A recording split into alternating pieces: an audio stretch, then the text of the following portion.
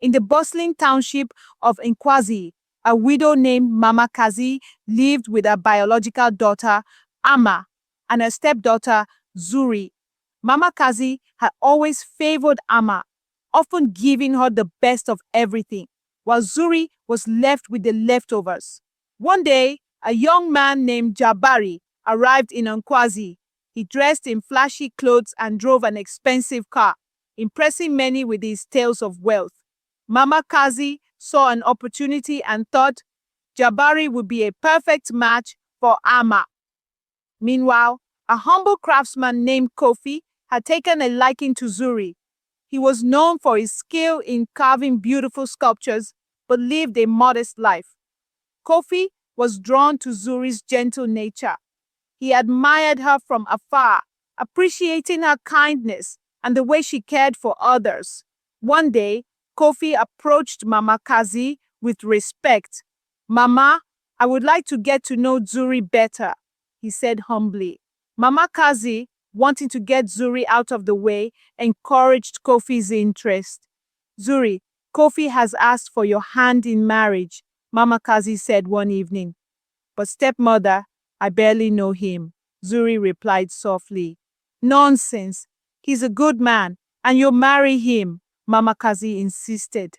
Zuri had no choice but to agree, while Amma began courting Jabari. Both weddings were planned quickly. Amma's wedding to Jabari was extravagant, with lavish decorations and a grand feast.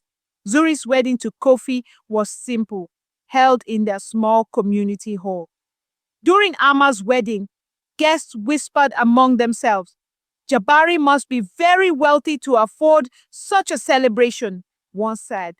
"Amma is lucky to have found such a rich husband," another added. Mama Kazi beamed with pride, believing she had secured a prosperous future for her daughter. A few months into the marriages, the true nature of Jabari's wealth came to light. He had been living beyond his means, borrowing money to maintain his lavish lifestyle. Debts piled up and creditors came knocking. "Jabari, what are we going to do?" Amma cried. I don't know," Jabari admitted, his facade crumbling. Amma realized that her husband was not the wealthy man he had pretended to be. Meanwhile, Kofi's craftsmanship had caught the attention of a prominent arts dealer. His sculptures were showcased in galleries, and orders poured in from around the world. Kofi's humble workshop transformed into a thriving business. One evening, Kofi sat with Zuri, holding her hand. "Our lives have changed, but my love for you remains the same," Kofi said. "I am grateful for you and the life we are building together," Zuri replied, smiling. Their bond grew stronger as they navigated their newfound success. As Kofi's wealth became apparent, Mama Kazi began to regret her earlier actions. She had dismissed Kofi as a poor craftsman, never imagining he would become prosperous. Her plan to elevate Amma through marriage to Jabari had backfired. "I was blinded by appearances," Mama Kazi lamented to a neighbor. "We often are," the neighbor replied. "True worth isn't always visible." Amma faced the harsh reality of her situation. With Jabari's debts mounting, they were forced to sell their belongings and move into a smaller home. The life of luxury she had envisioned was now a daily struggle. One day, Mama Kazi visited Amma and was shocked to see the state of their living conditions. "What happened?" she asked, tears in her eyes. Amma replied bitterly, "Jabari isn't who we thought he was. We have nothing, Mama, and he even shouts at me at every given opportunity." Heartbroken, Mama Kazi regretted her actions and wished she could turn back the hands of time to undo what she had done. Then one day, Kofi and Zuri invited Mama Kazi, Zuri's stepmother, and Amma, Zuri's stepsister, over for lunch. They came reluctantly, looking around their newly built home in shock. Mama Kazi kept staring at the kitchen appliances, the sparkling tiles, the chandeliers. Where? Where did you get all this? Mama Kazi asked slowly. We built it, Zuri's husband said with a calm smile. We are blessed, Ma. I prayed and wanted someone who loved me as I am, because I have always known that hard work pays and that soon things will take a better shape.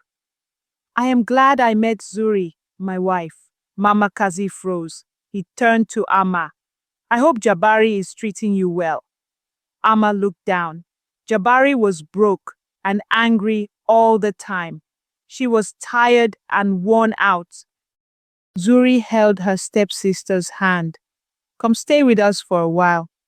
Mama Kazi, humbled by the turn of events, sought forgiveness from Zuri. I wronged you, Zuri, Mama Kazi admitted. Can you ever forgive me? I forgave you long ago, stepmother, Zuri replied gently. We must all learn from our mistakes. Mama Kazi gathered her daughters and said, I have wronged both of you.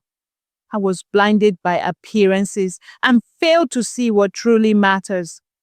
Amma, holding her mother's hand, replied, We all make mistakes, Mama. What's important is that we learn from them. Zuri added, Love, honesty, and hard work are what build a strong foundation. Wealth and appearances can be deceiving. The family embraced, healing old wounds and forging a stronger bond. Zuri and her husband helped Amina open a small fashion shop. It didn't look like much at first, but within a year, it became one of the best in the township. Amina smiled again, for the first time in a long time. She and Jabari also began to rebuild their lives, slowly, with dignity. Mama Kazi watched, quiet and happy, that she has made peace with her two daughters and most importantly, learned that greed is one of the greatest weapons that can destroy any home. Zuri never rubbed it in. She just lived with love. Over time, Zuri and Kofi's generosity towards the community earned them respect and love. They remained humble, always remembering their roots. Moral of the story: true worth is not determined by outward appearances. Greed and favoritism can lead to downfall, while humility and kindness pave the way for genuine prosperity. If you enjoy this tale and want to hear more stories that touch the heart and teach valuable lessons, please subscribe to our channel for weekly African folk tales.